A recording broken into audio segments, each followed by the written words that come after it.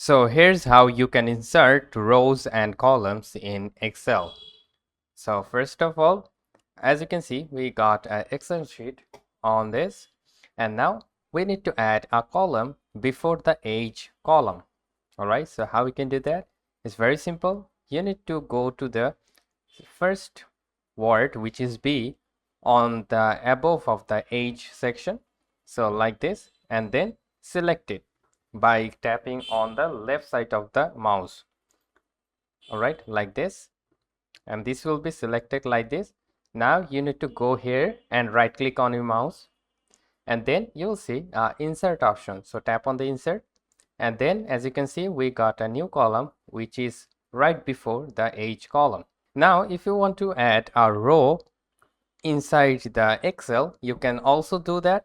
Let's just assume that we need to add a row before the David. Again, very simple. You need to go to the left side. You need to tap again on your mouse on the left side, and it will be selected like this. So move your cursor to this point and right click on your mouse, and then again, simple, just tap on the insert, and there you have it. So that's how you can insert rows and columns in Excel. So hope this video helps you out. If yes, please leave a like and comment down below if this works, and I will catch you guys in the pretty next one.